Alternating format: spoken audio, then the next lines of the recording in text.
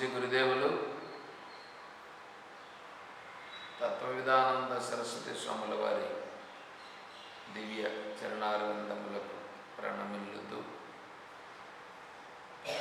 పరిపూర్ణ పరబ్రహ్మస్వరూపులకు ప్రియాత్మ బంధువులారా, మనం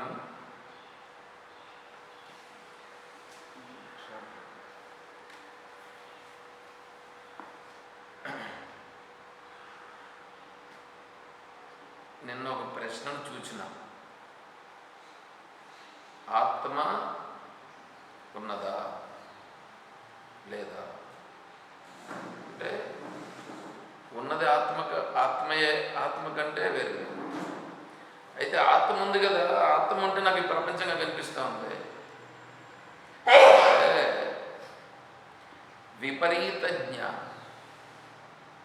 విపరీత జ్ఞానము వలన నీకు ప్రపంచముగా కనిపిస్తున్నది. నేను చెప్పిన విపరీత జ్ఞానం అంటే ఏంటి? అదంతా భ్రమ. దాన్ని బాధా సామానాధికరణ్యము వలన అప్పుడేమవుతుందంటే ఈ ప్రపంచమంతా తొలగింపబడి బ్రహ్మయే మిగులుతుంది. ఆ బ్రహ్మ నేను. ఈ ప్రపంచమంతా తొలగింపబడినంటే ఈ శరీరముతో సహా ఇదంతా కూడా కేవలం విపరీత జ్ఞానం. విపరీత జ్ఞానం. విద్య, అవిద్య. అవిద్య అంటే విద్య కానిది కాదు. అవిద్య పైన పిహెచ్డీ చేసే వాళ్ళు ఉన్నారు. 3 అక్షరాలు ఆ విద్య. 3 అక్షరాల పైన పిహెచ్డీలు ఉన్నాయి. కాబట్టి ఈ అవిద్య అనంటే విద్య కానిది కాదు. ఇప్పుడు అజ్ఞానము ఏమండి? అజ్ఞానము అనేది జ్ఞానమా, జ్ఞానం కాదా?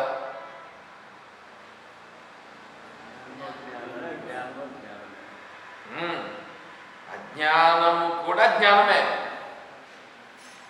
ఏమంటే నాకు తెలియదు కదా. నాకు తెలియదని నీకు తెలుస్తుందా లేదా? అది జ్ఞానం. ఎంతసేపు నేను అజ్ఞానిని అంటున్నది ఎవరండి? అది చూడు. అంటే జ్ఞానమే అజ్ఞానమని అంటున్నది. నువ్వు అజ్ఞానమని అనుకుంటున్నావు అంతేగాని నువ్వేం అజ్ఞానమేం కాదు. నేను జ్ఞానస్వరూపుడిని రా. నీకు ఆ భావన వచ్చింది, ఆ భావన తొలగించు. నువ్వు ఆ భావనను పట్టుకొని ఒక చీమ ఉప్పు కొండ పైన ఉంది. ఉప్పు కొండ. దానికి ఇప్పుడు నోటికి ఏమి తగులుతుంది? ఉప్పు తగులుతుంది. సరే, ఆ ఉప్పు తిని బక్క చిక్కిపోయింది. అదేం చేసిందంటే ఒకసారి అటు నుంచి ఉప్పు కొండ మీద నుంచి దిగి వేరే ఇంకెక్కడన్నా పోదామని చెప్పి ఒక ఉప్పు కన్నమును నోట్లో పెట్టుకొని పోతా అంటే చక్కెర కొండ కనిపించింది. చక్కెర కొండ పైన పోతే అడొక ఆ కొండ పైకి ఎక్కింది. ఇది ఎక్కితే అక్కడ ఒక చీమ కనిపించింది. అది బాగా బలిష్టంగా ఉంది. ఆ చీమను చూసి, చీమ నువ్వు ఇంత బలిష్టంగా ఉండవు, ఎలా ఉండవు? ఎలా ఉండడం ఏంటి? నేను బ్రహ్మాండంగా చక్కెర తింటున్నాను, బాగా బలంగా ఉంటాను.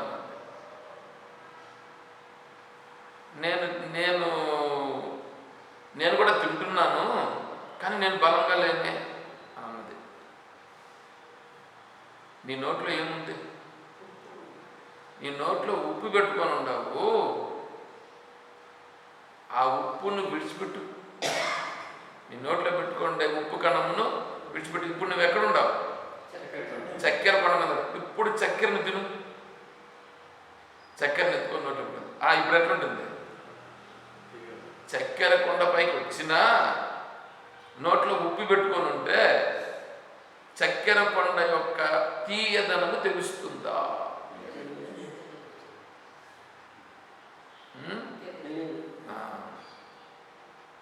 ఆ చీమలు ఎవరో కాదు, ఉప్పు కణమును పెట్టుకుంటే చీమ ఎవరో చూసుకోవాలి మనం. అర్థమవుతుందా? నువ్వెక్కడున్నావు? నువ్వు షుగర్ చక్కెర కొండపైనే ఉన్నావు, చక్కెరలోనే ఉన్నావు. అయినా చక్కెర తీర్పుదనా తెలియదండి. అదే విధముగా ఈశ్వరుని యందే ఉన్నావు, ఈశ్వరుని కంటే వేరుగా లేవు. ఈశ్వరుని కంటే వేరుగా ఉన్నానని నువ్వు అనుకుంటున్నావు, కానీ ఈశ్వరుడు అనుకునుట లేదు.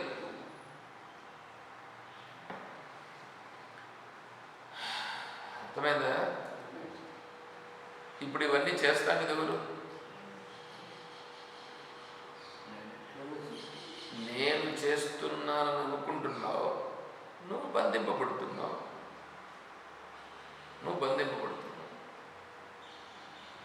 చేస్తున్నది ఎవరు?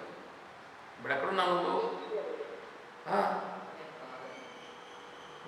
నువ్వు ఉండేది ఎక్కడున్నావు? ఈశ్వరంలో ఉన్నావు, ఈశ్వరుని యందు ఉన్నావు. ఏమండి, నేను చెప్పేది కొద్దిగా బాగా అర్థం చేసుకోండి.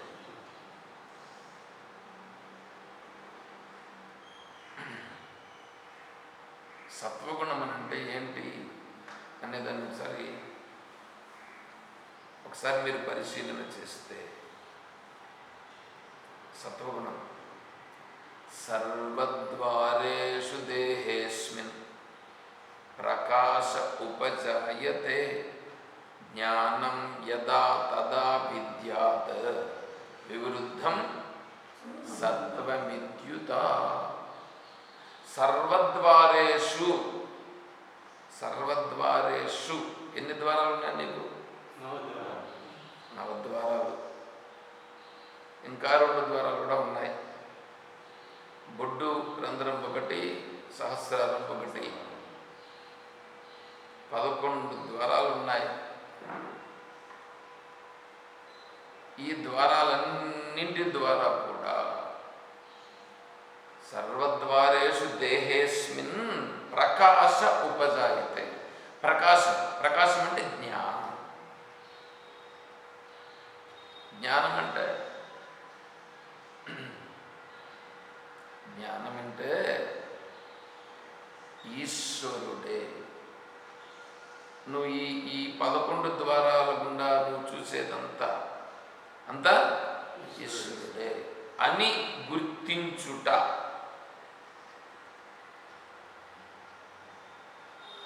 అలా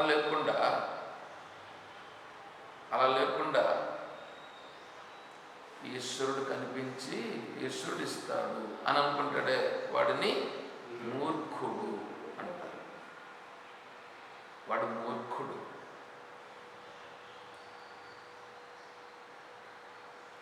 ఈ సత్వగుణం వచ్చినప్పుడు ఏమవుతుందంటే శరీరం అంతా కూడా, శరీరము మనస్సుతో సహా, ఆ శరీరానికి ఏమన్నా జరగనిలే, ఆ మనస్సుకు ఏమైనా జరగనిలే. అంటే శరీరానికి శారీరక రోగాలు వస్తాయి, మనస్సుకు మానసిక వ్యాధులు వస్తాయి, మనస్సుకు సంస్కారాల వలన వచ్చేటువంటి వస్తాయి, మనస్సు లోపల ఉండేటువంటి వాసనలన్నీ కూడా పైకి వస్తాయి. ఏమన్నా వచ్చుకొనిలే. ఇప్పుడు నేనెవరు? ఈశ్వరుడు. ఇవన్నీ అనుభవిస్తున్నది ఎవరు? ఈశ్వరుడు అని ఉన్నాడే, అతను సత్వగుణములో ఉన్నవాడు.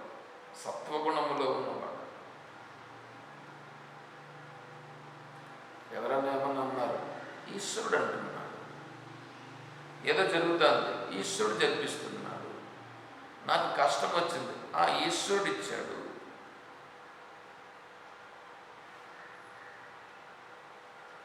నేను చేస్తున్నానని అన్నావా? ఏమైపోయినావు? ఈశ్వరుని కంటే వేరైపోయావు. ఈశ్వరుని కంటే వేరే అయ్యావా లేదా ఈశ్వరుడు అయ్యావా? ఇప్పుడు వేరైపోయావు. వేరు ఎవరు చేశారు? ఈశ్వరుడు చేశాడా? నువ్వు చేసుకున్నావా? నువ్వు చేసుకొని ఈశ్వరుని అంటావేమయ్యా? ఈశ్వరుడు అంటున్నాడు, నువ్వు నాకంటే వేరుగా లేవయ్యా బాబు అని ఈశ్వరుడు చెప్తున్నాడు. ఉపనిషత్తులో చెప్తున్నాడు, భగవద్గీతలో చెప్తున్నాడు. చెప్తూ ఉంటే మనం ఏం చేస్తున్నాం? ఈశ్వరుని దగ్గరికి నేను పోతున్నాను చెప్పి ఇటు నుంచి ఆడుకోబోతున్నా. నేను ఈశ్వరులో ఉన్నాను. ఈశ్వరుని కంటే వేరే ఈశ్వరుడు నాతో మాట్లాడుతున్నాడు. ఈశ్వరుడు నాతో వ్యవహారం చేస్తున్నాడు. నన్ను ఈశ్వరుడు పాలిస్తున్నాడు. ఈశ్వరుని యొక్క వైభవం అనేటువంటిది ఎంత బ్రహ్మాండంగా ఉన్నది. ఈ భావన రావాలిగా. ఇది యోగం. ఇది యోగం. ఆత్మతత్వానికి ఇంకా పోలా. ఆత్మతత్వమునకు వెళ్ళే దానిలో మొదటి మెట్టు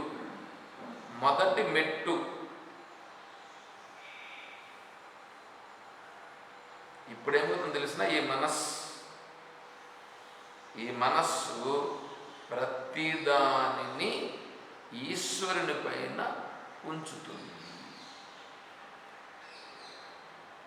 ఆత్మస్వరూపము తెలియాలనంటే ఆత్మస్వరూపానికి కర్తృత్వము ఉన్నదా? కర్తృత్వము, భోక్తృత్వము. కర్తృత్వం అని అంటే కర్త. ఆత్మ చేస్తుందా? ఆత్మ భోగిస్తుందా? భోగించదు. కర్మ చెయ్యదు. ఆత్మ కర్త కాదు, భోక్త కూడా కాదు. కర్త భోక్త కానటువంటిది ఆత్మస్వరూపం. అది నేనే కదా. అది కదా నేను. ఇప్పుడు అది నేను. ఏది నేను? కర్త భోక్త కాని ఆత్మను నేను. ఇప్పుడు కర్త భోక్త కాని ఆత్మను నేను అంటే నిన్ను తీసుకొని పోయి కర్త భోక్త కాదు అనే స్థితిలో ఎవరన్నా కూర్చొని పెట్టాలనా లేదా నువ్వు అట్లా ఉండాలనా? నువ్వు ఆల్రెడీ ఆత్మస్వరూపుడువే. ఆల్రెడీ ఆత్మస్వరూపుడే నేను. కానీ నేనేం చేస్తున్నాను? నేను కర్తను. నేను చేయకపోతే అట్లా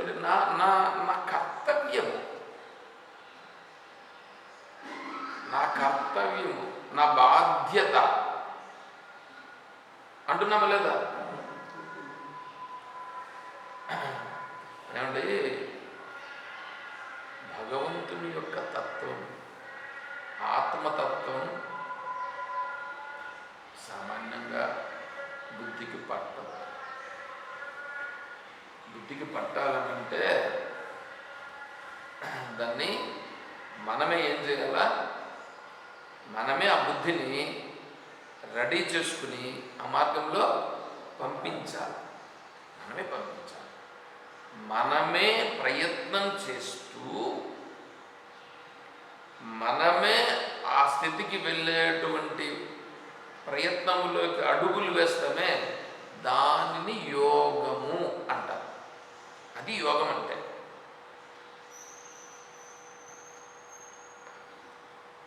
ఇప్పుడు భగవంతునికి దూరమైంది ఎవరు?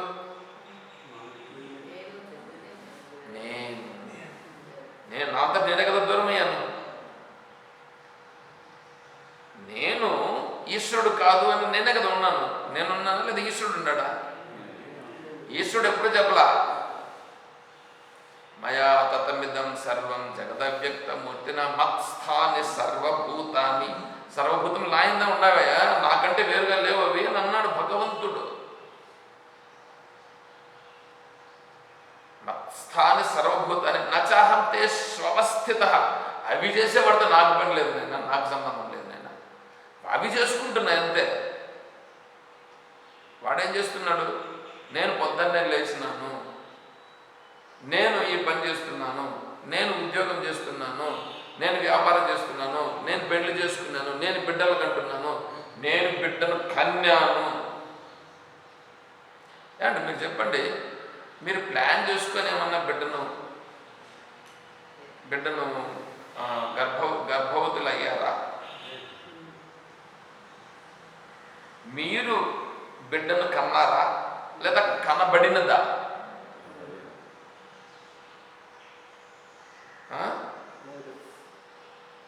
లేదు. ఎవరు కనింది? ఆయన కాదు. నీకేమి నీకు నోరు లేదా?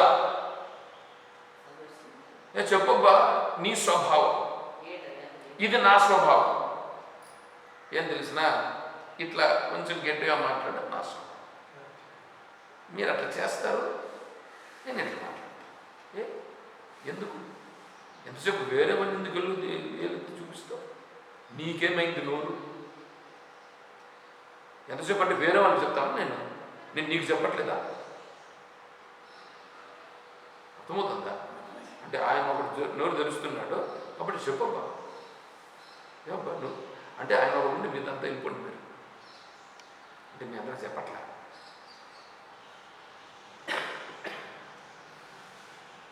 కన్నబడినది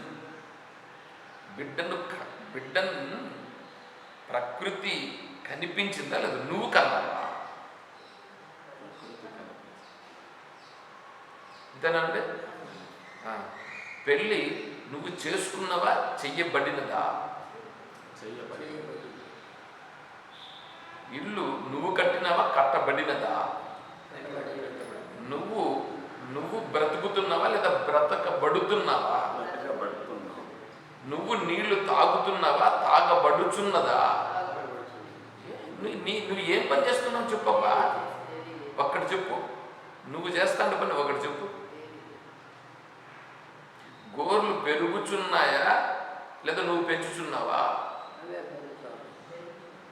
అన్నము నువ్వు తింటున్నావా తినబడుచున్నదా? అన్నము నువ్వు జీర్ణం చేస్తున్నావా జీర్ణం చేయబడుచున్నదా? ఒంటికి నువ్వు పోస్తున్నావా వస్తున్నదా? అదే వస్తుంది.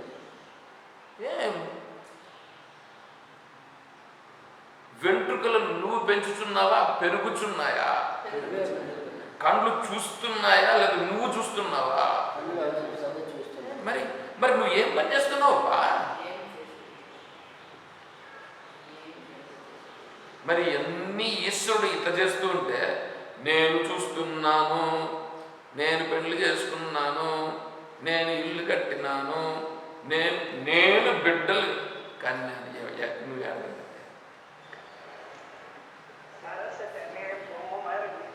అవును.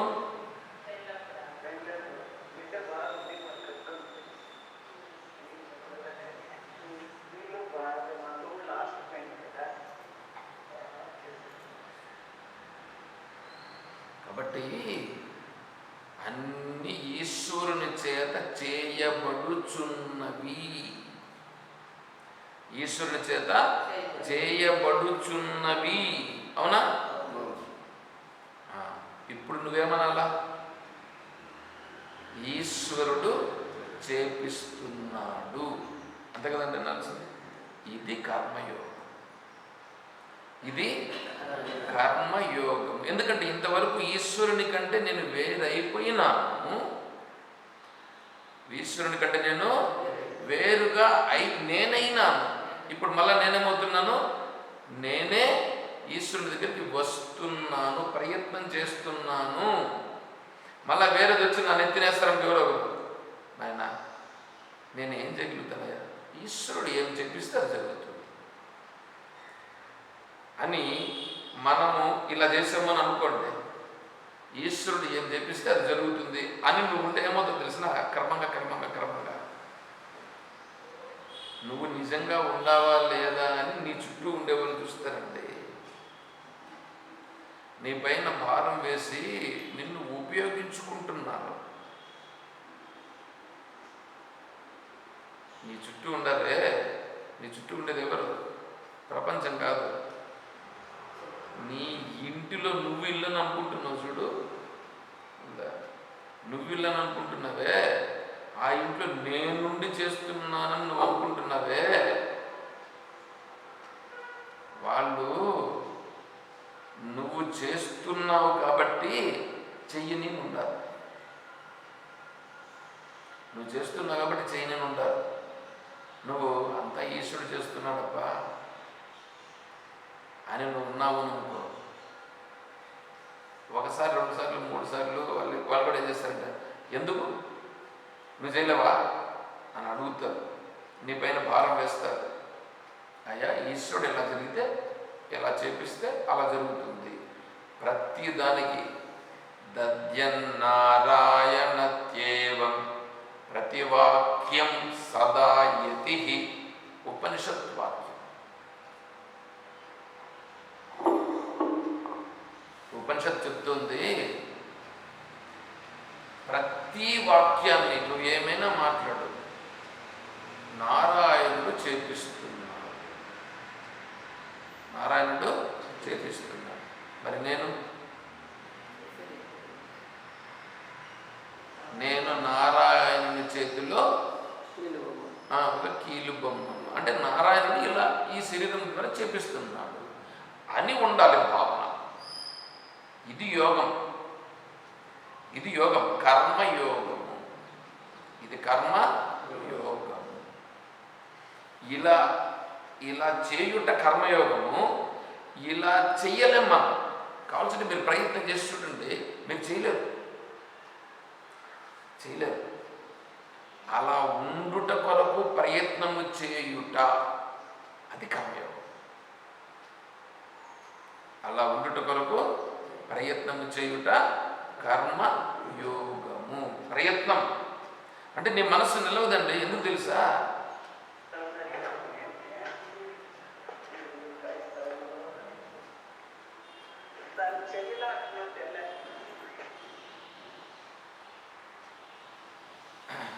అలా ఉండలేము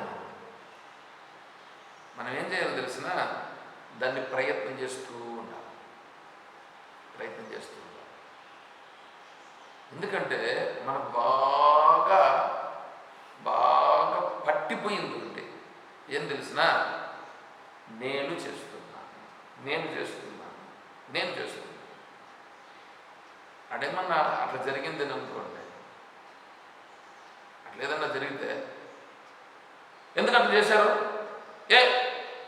ప్రతి దానికి అక్కడ మాట్లాడారు. అరే ఎందుకు జరిగింది? ఎవరు చేపించింది? ఈశ్వరుడు చేపించినాడు అని ఉండొచ్చుగా. ఉండలేడు. ఎందుకు ఉండలేడు చెప్పండి. అట్లా వచ్చింది. మనం దాన్ని అట్లా పెంచి పోషించి పెద్ద మాను చేసి పెట్టినాం. మనం చేసామా లేదా? ఎంతలా చేసాం? అంత లావైపోయి ఉంది. ఇప్పుడు అదేం కావాలా? అది లేకుండా చేయాలి. నీ సామర్థ్యం ఉంటే క్షణంలో చేయొచ్చు. నీ సామర్థ్యం ఉంటే క్షణంలో చేసే. ఏమిటి? నేను కర్తను కాదు,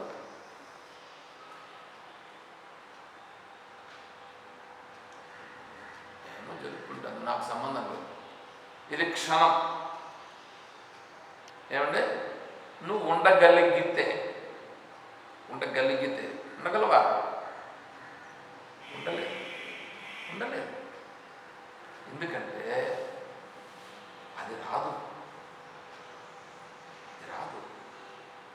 పట్టుకున్నది చూడు, దాన్ని ఏమంటారంటే బంక. ఇప్పుడు ఈ పోస్ట్ ఆఫీస్లో బంక్ ఉంటుంది. పోస్ట్ ఆఫీస్లో బంక్ వేస్తే ఖర్చు ఉంటుందా?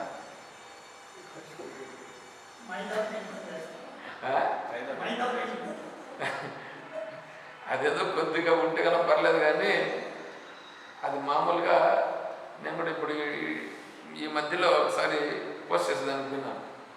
దాన్ని తీసుకొని కనిపించి చేస్తే కరుచుకోవాలి. రెండోసారి మళ్ళీ తీసేసిన. అది ఎట్లుందంటే నీళ్ళుగా ఉంది, అది తేమ అయిపోయిందే కానీ కరుచుకోవాలి.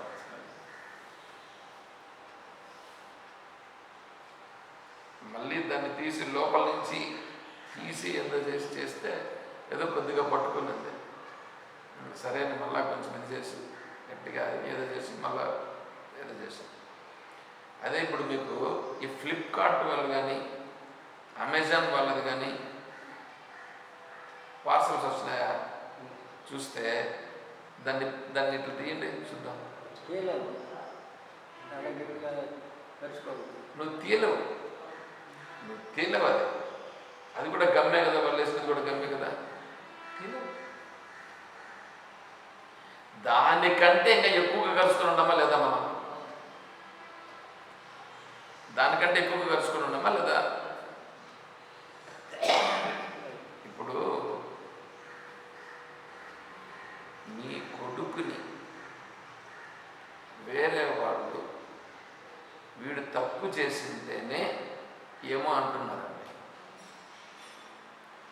మీరు ఈశ్వరుడు ఏదో మాట్లాడుతున్నారులే అని మీరు ఉండగలరా?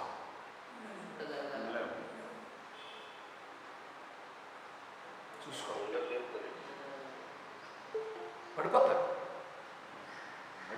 ఎంత లెక్కేసుకొని నేను ఒక్కటే పడుతున్నాను.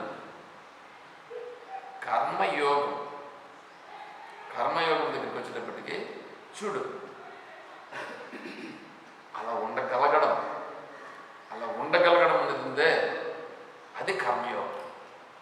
అయితే నేను చూస్తే ఏమనకూడదా అంటే చూస్తూ ఉండడమే. నువ్వు నిజంగా కర్మయోగి కావాలంటే అంటే ఈశ్వరుడు చేస్తుంది. అయితే అప్పుడు నా పాత్ర ఏముంటుంది? నీ పాత్ర ఉండాలంటే నీ దగ్గరకు వస్తుంది. అది నీ దగ్గరకు వచ్చినప్పుడు అప్పుడు నిన్ను అడుగుతారు. నిన్ను అడిగితే నాయనా ఈశ్వరుడు ఇలా చేపిస్తున్నాడు అని చెప్తావు. అట్లా కాదండి, నువ్వు ఎంతసేపు ఈశ్వరుడు అంటూ చెప్పు అంటే అప్పుడు శాస్త్రం ప్రకారము నువ్వేం చేసావు శాస్త్రం. అప్పుడు చూడండి, అప్పుడు వస్తుంది శాస్త్రం. అంతవరకు శాస్త్రం కూడా లేదు, ఈశ్వరుడనే ఉంది. అయ్యా ఈశ్వరుడే చేస్తున్నాడు అనేటువంటిది దృఢం కావాలనంటే అమ్మా కొంచెం సౌండ్ మ్యూట్ చేయమ్మా. ఎన్నిసార్లు నేను మ్యూట్ చేయాలి? ఇప్పుడు నేను అందరికీ ఇక్కడ నేను టోటల్గా మ్యూట్ చేస్తే అందరిది మ్యూట్ అయిపోతుంది. వాళ్ళు ఎవరైనా ప్రశ్న అడగాలంటే ఉండదు. మీరు తీసి ఏదో మాట్లాడుకుంటున్నారు. అలా మాట్లాడితే ఇతరులకు ఇబ్బందిగా.